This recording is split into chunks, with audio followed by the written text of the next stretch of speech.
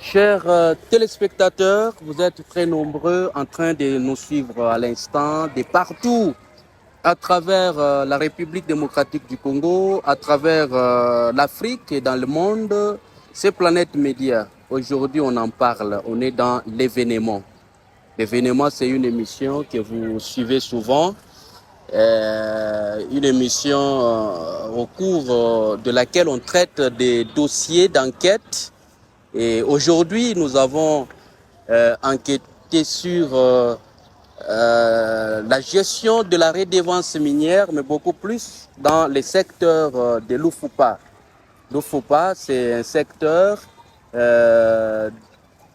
qui existe dans la province du Lualaba, parce que c'est à partir de la ville de Kolwezi, chef-lieu de la province du Lualaba, où nous sommes en train de vous présenter cette émission. Pour en parler plus, nous allons recevoir un haut cadre de la société civile, lui-même qui était sur place, lui-même qui a mené ses investigations, lui-même qui a mené ses enquêtes pour aboutir à des résultats. Et vous allez comprendre aujourd'hui comment l'argent dû à la redevance minière est géré dans le secteur de l'Ofopa. Est-ce que la somme perçue mensuellement liée à la redevance minière profite aux communautés impactées par l'exploitation minière des entreprises qui existent dans ce secteur? On va découvrir aujourd'hui qu'est-ce qui est fait. Est-ce qu'il y a des réalisations à impact visible? On va découvrir aujourd'hui au cours de cette émission. Vous êtes très nombreux et nous allons les recevoir. Il est en train de venir nous rejoindre sur ce plateau, Monsieur Christian. Il est avec nous. Monsieur Christian, bonjour. Merci. Très bien habillé. Hein? Merci beaucoup. C'est en tout cas notre habillement qu'on a pu prendre aujourd'hui. Question de répondre et de respecter aussi votre plan d'émission. Et la santé, ça va? Oui, ça va très bien. Ça va très bien. Personnellement, ça va. Mais ma province, mon pays, ça va pas très bien. Province, pays. Et même s'il faut aller au niveau local, je parlerai des entités territoriales décentralisées. Ici, j'ai fait référence au secteur. Donc, il y a un problème et nous devons être ce lanceur d'alerte afin que les autorités puissent intervenir le plus vite possible avant qu'il y ait des désastres. On s'assoit d'abord, prenez place. Je comprends qu'il y a à boire, à manger. Exactement. Les pays ne voient pas très bien, la province, mais également les niveaux locaux. Qu'est-ce que cela veut dire?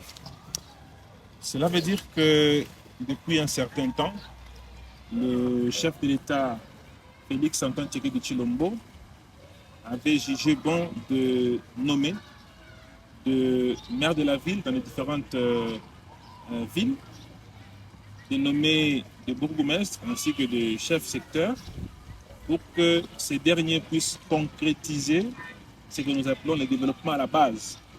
Beaucoup plus dans l'administration, on vous parlerait de trickle down. Ça veut dire que le développement doit commencer par la population, par les besoins primaires de la population.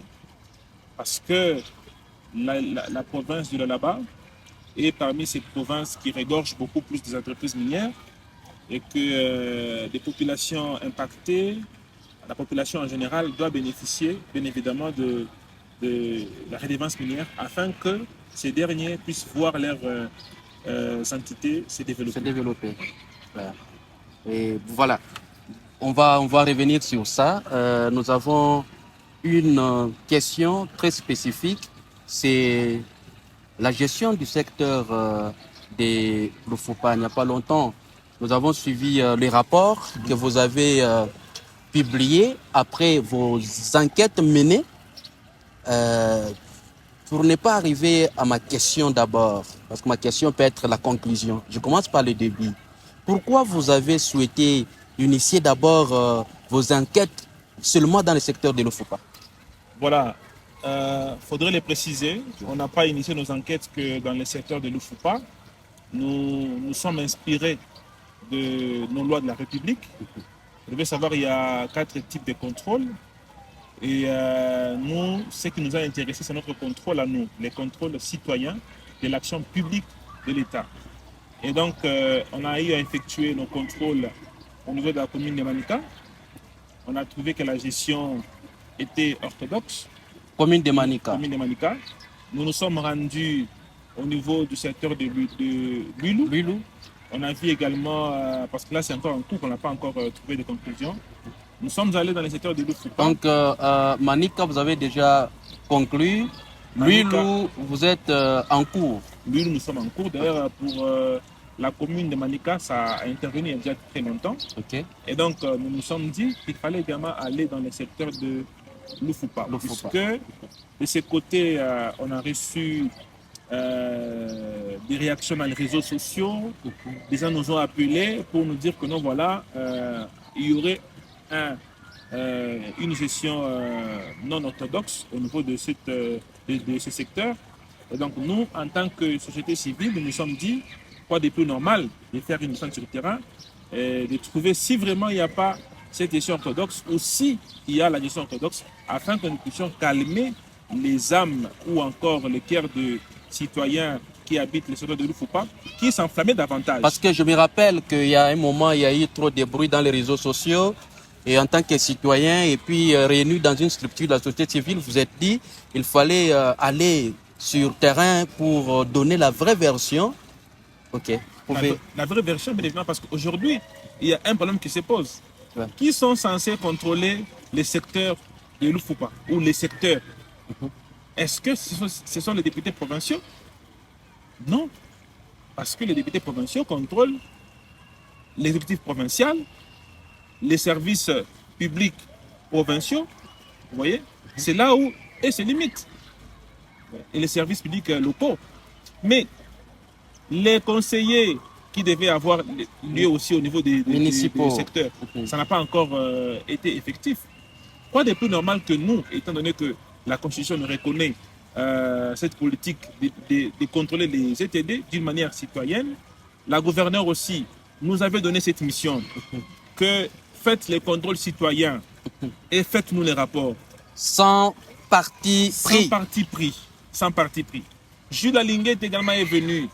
Il a sensibilisé la jeunesse à effectuer ces contrôles citoyens. Nous nous sommes dit, voilà, nous sommes jeunes. On ne peut pas rester dans des futilités. Cet argent qu'on gère là-bas, c'est notre argent à nous, population. Pourquoi ne pas aller sur le terrain et vérifier, calmer les âmes qui étaient en train de monter pour créer du désordre? Monsieur Christian, qu'est-ce que vous avez trouvé sur le terrain? En tout cas, nous sommes restés sans mots, étant sur le terrain. C'est-à-dire? Je l'ai dit en toute sincérité et je vais le dire sans filtre, parce que je n'ai pas une dent contre la chef secteur, ni l'équipe avec laquelle nous étions sur le terrain, on n'a pas une dent contre le chef secteur. Nous, nous faisons que notre travail, et si elle a bien géré ou si elle a mal géré, il n'y a pas notre bénéfice en tout ça. Si elle partait ou si elle restait, on n'a rien à gagner en tout ça. Mais qu'il y ait une gestion orthodoxe. Nous sommes arrivés sur le terrain, puisque d'abord elle-même, on avait rendu visite, elle nous a reçus dans son bureau. Ici, doit se préciser que son bureau n'est pas dans le secteur de Lufoupa. Ah bon? Oui. Elle n'est pas là. Donc son bureau n'est pas à Moussokantanda? Ce n'est pas à Moussokantanda. La population pleure de ce côté-là. Nous avons besoin de voir, parce que la décentralisation est venue pour rapprocher les dirigeants des dirigés. Très bien. Elle devait être au sein du secteur de Lufoupa. Pour bien gérer, pour comprendre les desiderata de la population. Et si même il fallait, dans les chefs-lieux qui est Moussokantanda. Mais, curieusement, elle nous a invités ici à Kolwezi. Nous nous sommes dit, est-ce que Kolwezi, c'est Lufoupa? Je vois le secteur de Lulou a un bureau. C'est dans les secteurs. Bien évidemment. Et cette dame s'élève chaque matin.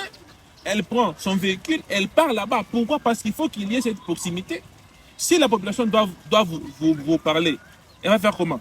Payer les transports, venir vous trouver ici à Kolwezi. Avec l'état des routes. Imaginez-vous. Et chose grave, à son bureau, il n'y a même pas une mention pour signifier que c'est ici le chef secteur de Lufoupa. Le bureau même de Kolwezi. De Kolwezi ici. Et pourtant, il devrait y avoir un bureau de liaison à Kolwezi. C'est une confusion, je vous dis. Il n'y a même pas une mention.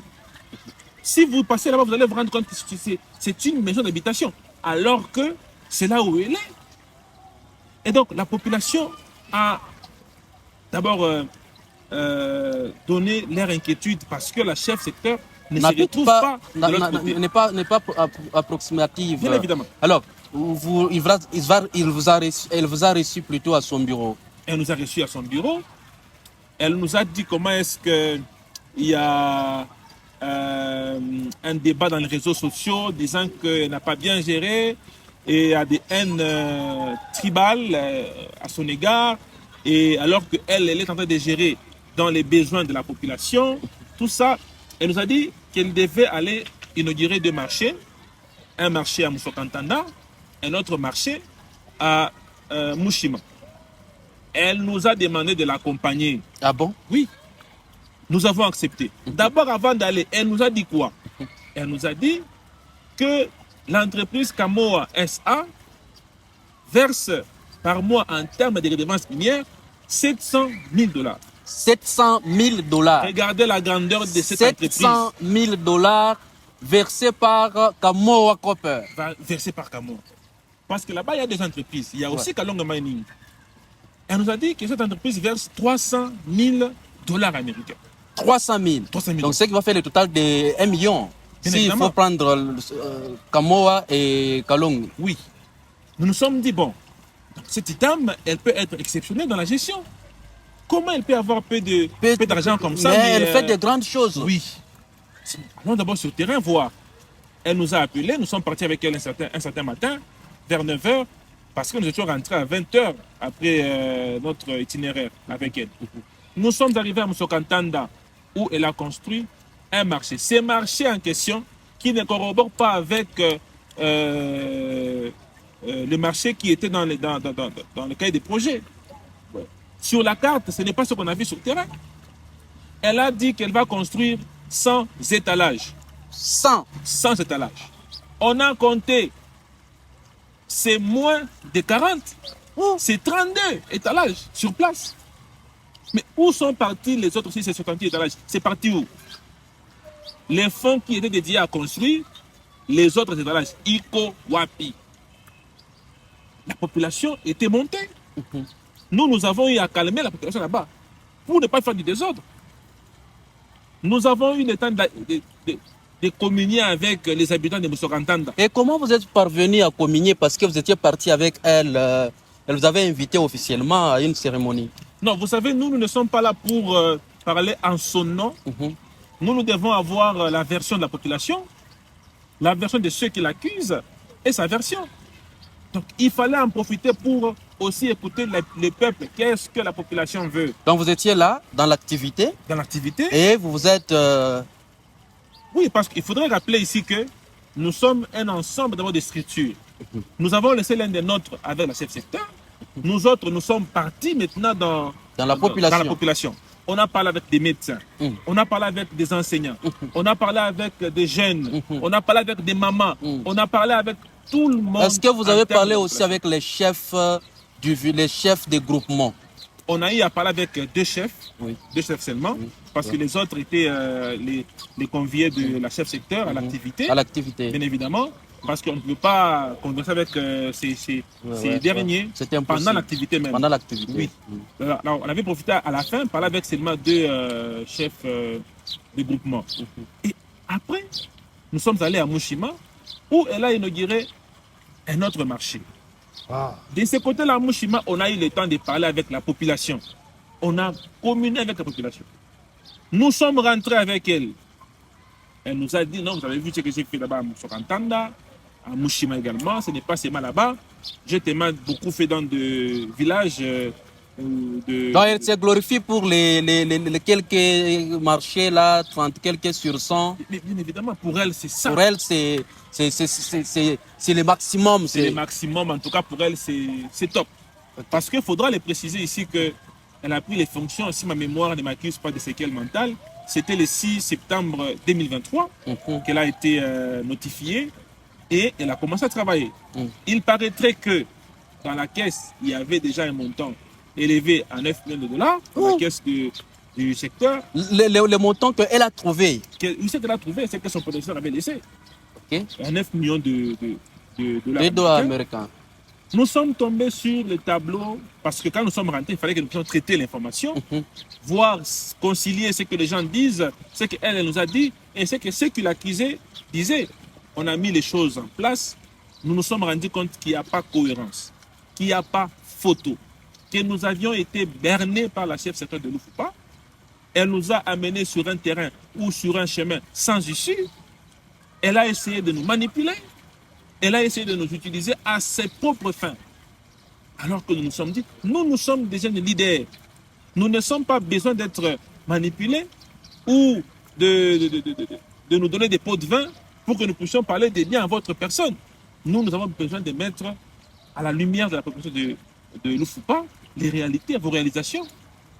On a eu possession de son cahier de charges, de son cahier de projets réalisé grâce à la redevance minière de Kamoa, parce qu'il faudrait les préciser ici que nos investigations ont été menées seulement avec l'entreprise Kamoa SA.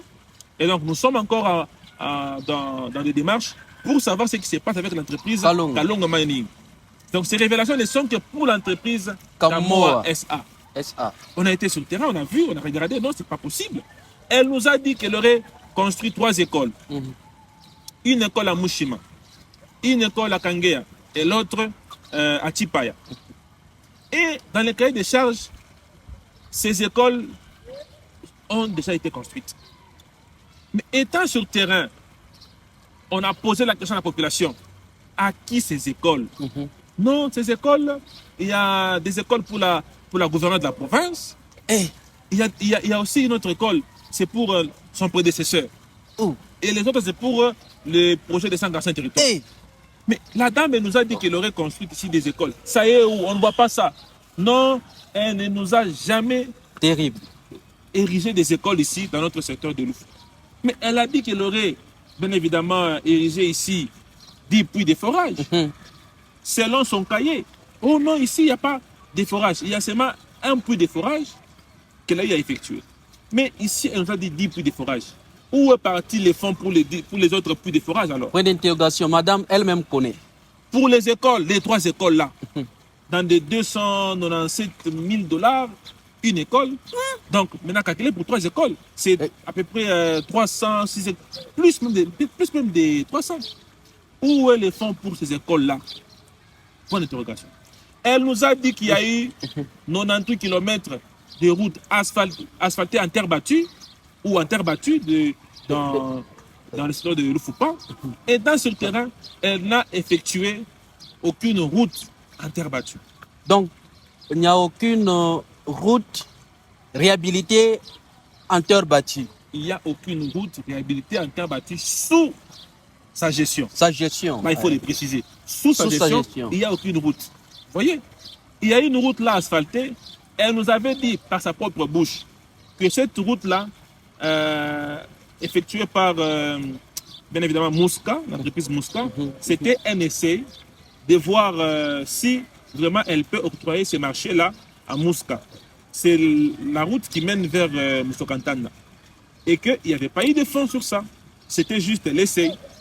Mais on aurait appris qu'il y a un contrat qui a été signé avec Mouska pour effectuer cette route-là. Et cette route, elle continue. Maintenant, c'est la province qui prend les relais. Nous nous disons, qu'est-ce que la dame a fait dans le secteur de Loufupa? Donc, vous voulez dire qu'il y a certaines personnes qui sont venues piller au lieu de construire? Mais c'est simple. C'est le mot qu'on peut utiliser. Et ici, nous sommes en train d'alerter les institutions attitrées à mener des contrôles pour sanctionner.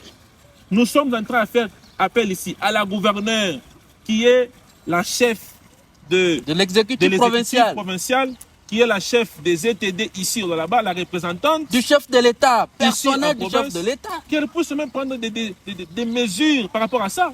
C'est vraiment grave. Parce que si la dame, la gouverneure, ne prend pas ces décisions, permettez-moi, je me dirais qu'il y a une complicité alors. La gouverneure doit nécessairement prendre cette décision. Comme c'était pour celui de la commune Fungorume. rurale de Fungorume. De Fungorume, les 5 Alengs Tamb. Les gens ont eu à appuyer cela. Mais que dire alors de la chef secteur de l'UFOPA où les preuves sont là? Je reviens Alors, un peu, je reviens en arrière. Je reviens en arrière, on va arriver là. Moi, j'aime les chiffres. Vous avez dit qu'à Moa, la dame, vous avez présenté le montant de 700 000 dollars. Alors, en réalité, Kamoa donne combien comme redevance à la chef secteur? Ici, je tiens à vous préciser autre chose, parce que notre enquête, ça a commencé le jour où elle a pris fonction, Ah bon? jusqu'au mois de février, l'année 2024. C'est juste ça. Alors, nous ne savons pas qu'est-ce qui s'est passé après le mois de février. Ça veut dire mars, avril, mai, juin, jusqu'à aujourd'hui. Est-ce que ces fonds-là existent encore? Nous nous posons 1001 questions. L'entreprise Kamoa, par mois, verserait environ 1 628 000 dollars. Oui. Mais elle nous avait dit que c'est 700 000 dollars américains. Et c'est le montant qui est connu, Ces montants, même par l'IGF. même par l'IGF, ce sont des montants connus. Elle nous a dit qu'elle gère au quotidien avec l'IGF. Je me dis, Elle gère, si l'IGF, elle gère. oui, au quotidien avec l'IGF. Est-ce que l'IGF, c'est une manière de nous dire que l'IGF est aussi incluse dans ces détournements Associé là-bas? aussi à ces détournements. Pourquoi? Parce qu'il faut qu'on en parle, il faut qu'on Oui. sache la vérité aujourd'hui. Nous sommes jeunes, nous sommes en train de vouloir protéger notre province, notre secteur, notre ville. Et quand nous faisons ces révélations, c'est pour que les sanctions s'en suivent. Mais quand il y a un silence radio, Vous avez mené vos investigations. Vous êtes allé jusqu'à la fin. Aujourd'hui, vous produisez les résultats de vos enquêtes.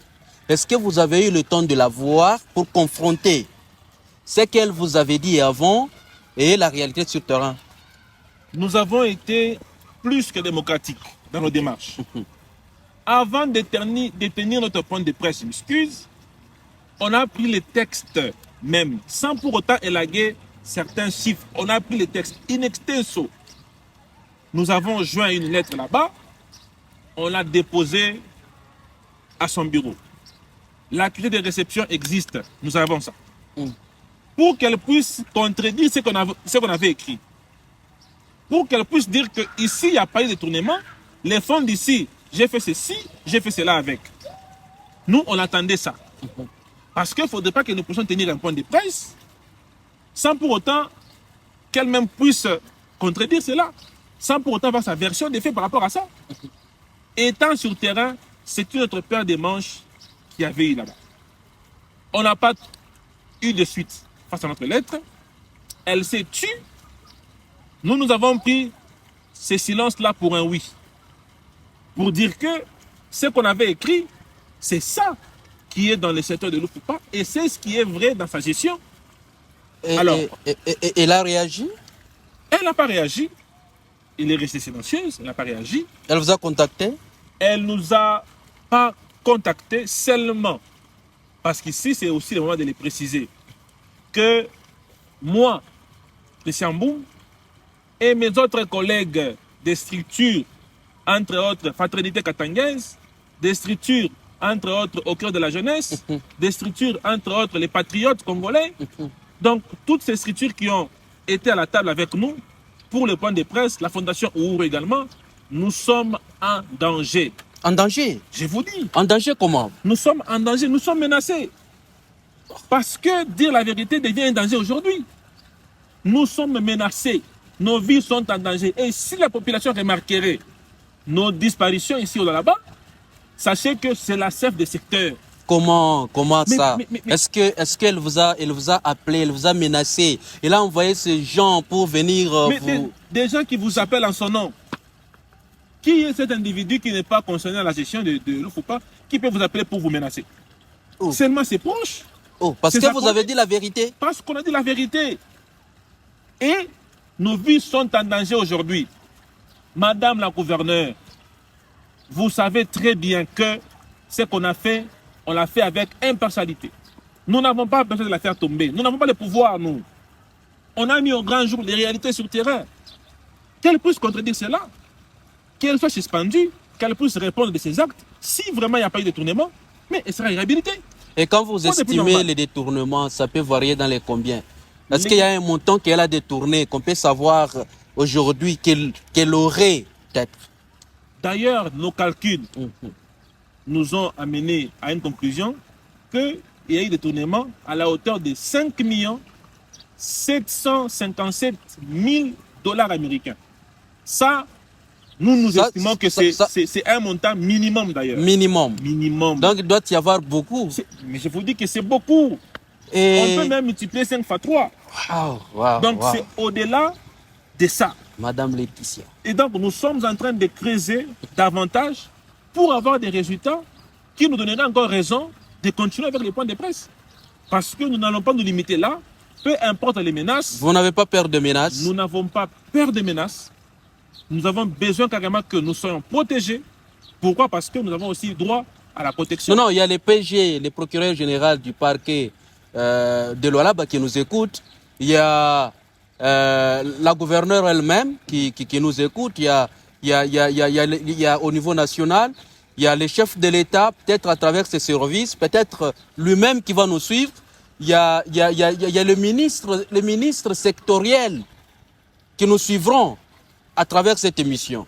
Donc, en tant que société civile, en tant que citoyen congolais, vous n'avez fait que votre travail. On n'a fait que notre travail et nous aimerions que notre travail ne puisse pas être un travail en vain, qu'il y ait des résultats escomptés, qu'il y ait des résultats attendus après notre point de presse, après avoir mis au vu et au su de tout le monde les résultats de nos enquêtes, que les personnes qui doivent prendre des décisions, des sanctions, ce qui me dépasse, comment la chef secteur peut vous présenter les réalisations de son prédécesseur, de la gouverneure, et même les initiatives du chef de l'État, 145 territoires. Imaginez-vous, Madame la gouverneure, vos projets, vos réalisations dans les secteurs de l'Ufupa sont vraiment prises en otage par la chef secteur. Mise à son actif. Oui, la chef secteur s'est déjà accaparé les réalisations de ses prédécesseurs, de la chef de la gouverneure, ainsi que de 145 territoires. Donc elle combat la gouverneure. Ou bien nous avons des gouverneurs au là-bas. Mais c'est clair. On a deux gouverneurs alors. Mais c'est clair. Fifi Masuka et Laetitia Nawé, si j'ai une bonne mémoire. Et nous disons que aujourd'hui, ça n'a été que 5 757 000 dollars américains. Selon vos enquêtes. Selon nos enquêtes. Et si les institutions agitaires peuvent aussi enquêter, creuser davantage, nous serons au-delà. Ou bien peut-être même elle prendrait fuite. Ou bien elle bouffe avec certaines autorités. Parce que je vous ai entendu parler de l'IGF. Je travaille avec l'IGF. Et dans les coulisses, permettez-moi, je suis quand même journaliste d'investigation. En dehors de vous, il y a plusieurs autres qui ont fait des déclarations sur la gestion de la redevance minière dans le secteur de l'Ufupa. J'apprendrai qu'elle est devenue un peu orgueilleuse. Ça, c'est un terme français. C'est un mot français, ça existe. Et n'écoute personne. Est-ce qu'elle vous a écouté facilement? Est-ce que vous avez bien collaboré? Ou bien aujourd'hui vous dénoncez parce qu'elle vous a peut-être... ça c'est aussi un point capital. Parce que peut-être elle a voulu vous acheter. Et que peut-être de votre côté il y avait une résistance. Ou bien elle n'a pas voulu vous acheter. Et vous attendiez peut-être à ce qu'elle vous achète. Très cher, je dois ici les préciser que la province du Lualaba regorge des jeunes conscients. Regorge des jeunes qui ne peuvent pas fléchir devant des montants d'argent. Et ces jeunes existent. Elle a voulu nous acheter. Elle a voulu nous acheter. Okay. Intéressant. Nous n'avons pas accepté cela. Elle a voulu faire de nous ces communicateurs informels. C'est-à-dire? Mais si vous êtes communicateur, c'est-à-dire commencer à aller faire louer des réseaux sociaux, sans pour autant... À lui ajouter ce qu'elle n'a pas fait. Ouais, imaginez-vous. Mm. Mais si elle nous prenait comme ce communautaire informel, ça veut dire qu'elle doit nous payer. Et si elle doit nous payer, d'où proviendrait l'argent? Donc, dans la caisse toujours des chapelles de Loufupa. Saigner la caisse davantage. L'argent volé. Encore davantage. Oui. Les plans de l'orgueil, moi, je dirais oui. Pourquoi? Parce que, après notre descente avec elle sur le terrain, elle nous avait promis de nous recevoir. Nous avons eu à l'appeler à maintes reprises. La dame n'a pas pris le téléphone, n'a pas pris nos appels jusqu'au soir. Et jusqu'à ce que celui qui était notre meneur a été bloqué. Bloqué où? Par la dame sur WhatsApp. Oh. Elle a bloqué les messieurs en question. On a essayé avec les autres, bloqué par-ci, bloqué par-là. Compliqué. Elle ne voit que le diable partout. Qui est sa couverture alors au niveau national? Nous nous posons la question. Je sais qu'elle est de l'UDPS. Elle est de l'UDPS. Nous nous posons la question, est-ce que c'est l'ancien ministre de l'Intérieur ici, Peter Kazadi? Peter Kazadi. Parce que c'est ce dernier qui avait... Mais Peter a aussi des problèmes. C'est ça. Est-ce que si on peut dire tel père, telle fille? Ça peut se faire. Ça peut se faire parce que ici, nous avons besoin que la vérité puisse être connue au grand jour.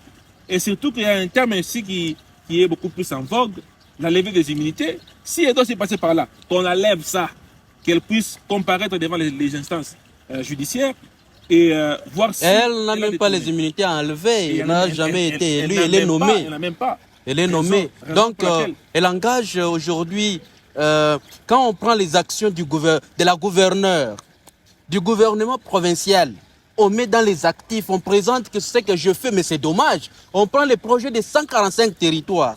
J'ai suivi attentivement dans vos propos. Ça étonne. Même la population est étonnée. Mais ça étonne. Vous savez qu'il y a eu des soulèvements là-bas? Soulèvements? Nous avons 7 déclarations de la population. Contre elle? Oui. Est-ce que les jeunes de Moussokantanda, les jeunes de Loufupa, se sont retrouvés aussi dans les bureaux? Est-ce qu'ils ont eu de l'emploi? Se retrouvent dans la gestion? Ils ne sont pas là. Il n'y a pas ces jeunes-là. Beaucoup plus secteur de Loufupa, c'est rempli des gens venus de Kinshasa. Ah bon? Oui. Nous n'avons pas un problème, c'est vrai. Ils peuvent venir travailler, c'est normal. Ce n'est pas parce qu'on est congolais, oui. Oui, ce n'est pas exclu. Mais quand on travaille dans un... D'abord les autochtones. Quand il y a des postes, il y a des pourcentages bien réservés d'abord aux gens du coin. Mais ces pourcentages sont pris en otage par les gens de Kinshasa.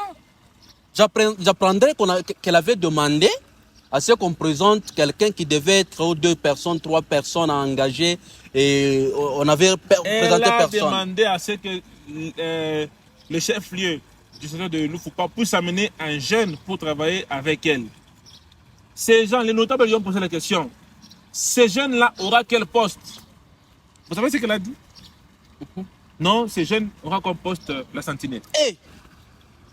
Donc, un jeune de Moussokantanda, intellectuel, puisse venir travailler comme sentinelle. Vous voyez à quel niveau elle ramène ces grands secteurs de Loufupa? Sabotage. Sabotage. Très cher, je n'ai pas un intérêt si la dame... Aujourd'hui, vous vous attaquez à la dame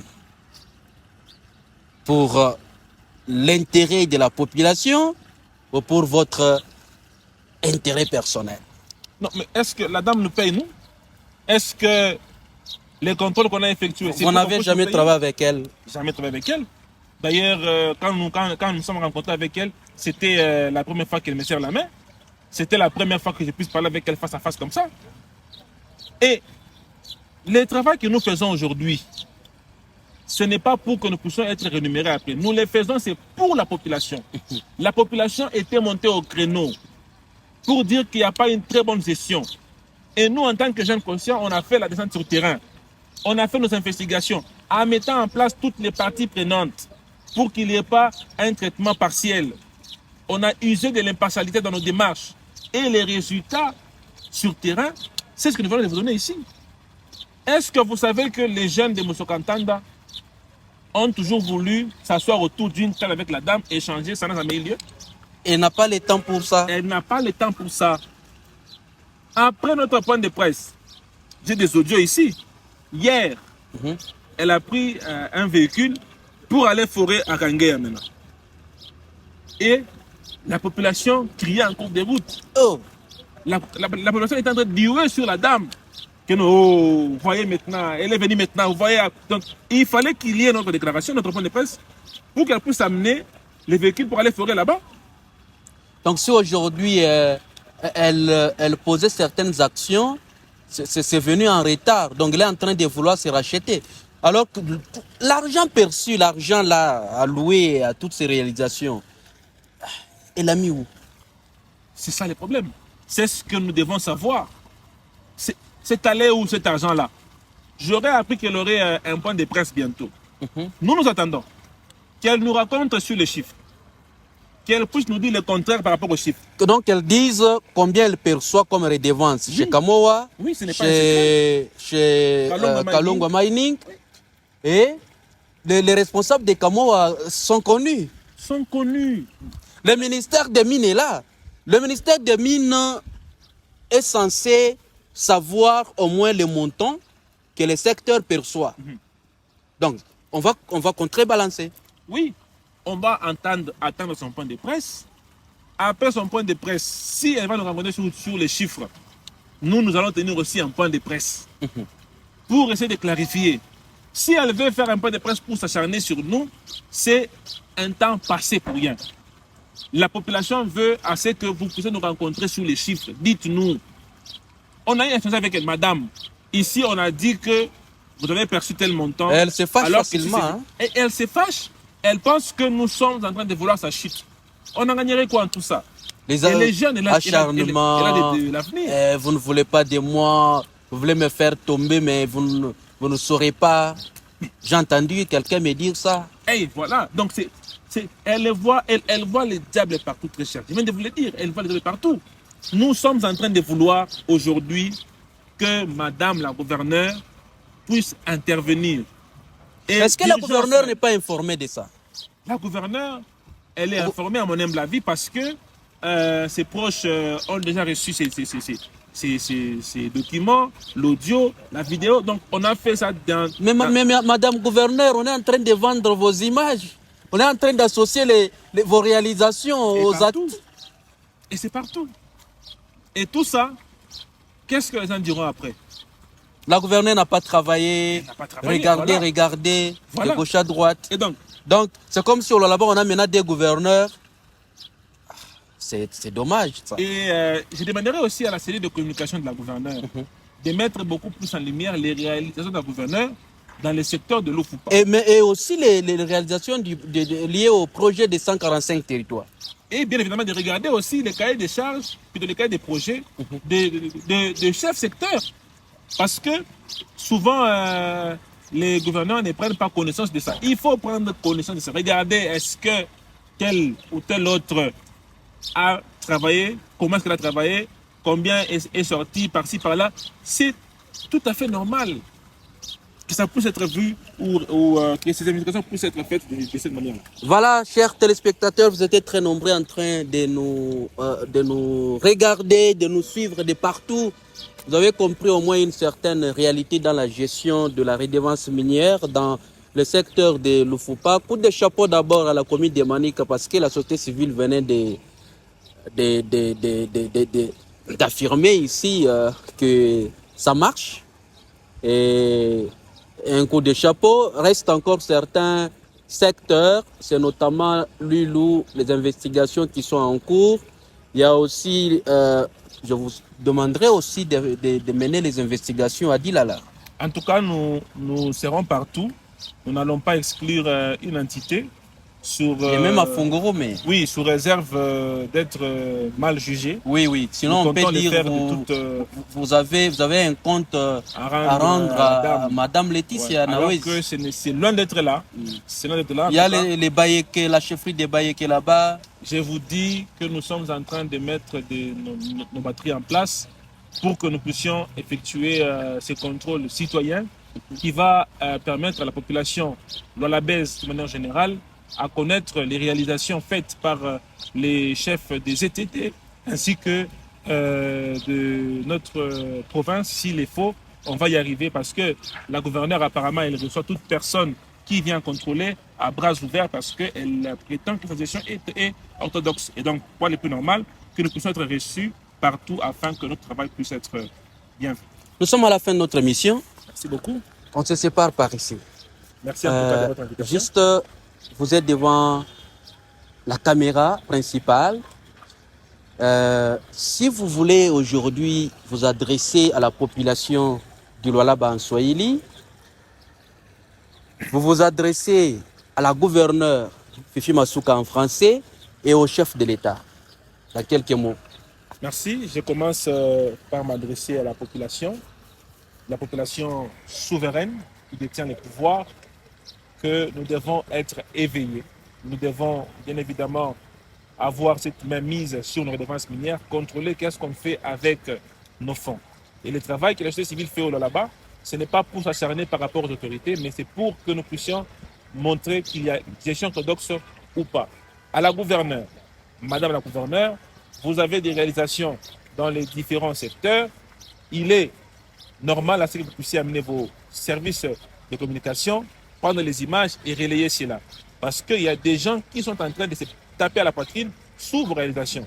Et donc, vous demandez également, vous, de sanctionner toutes ces personnes qui détournent les fonds dédiés à la redevance minière qui peut donner le développement à la population congolaise, lualabaise ou encore celle des secteurs de Lufupa.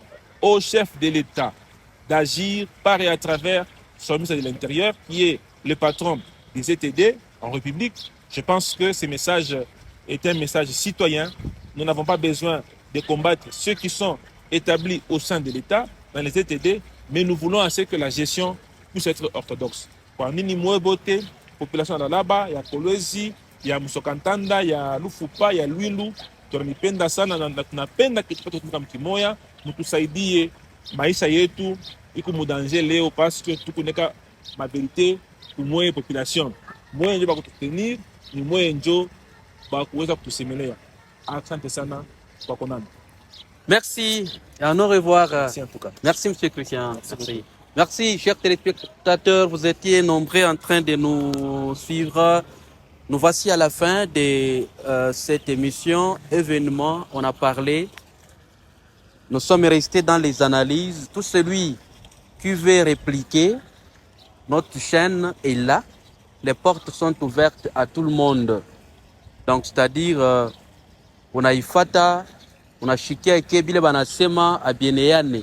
Anabil unafanya ni bongo. Tu viens, tutakurecevoir, utasema. Tu vas donner ta version. Comment on est affronter? On va le faire parce que nous, on est l'église au milieu du village. Faut savoir collaborer, il faut savoir parler, il faut savoir se respecter parce que nous sommes les humains. Leo uko chefu, kesho ni mwingine atakuwa chef.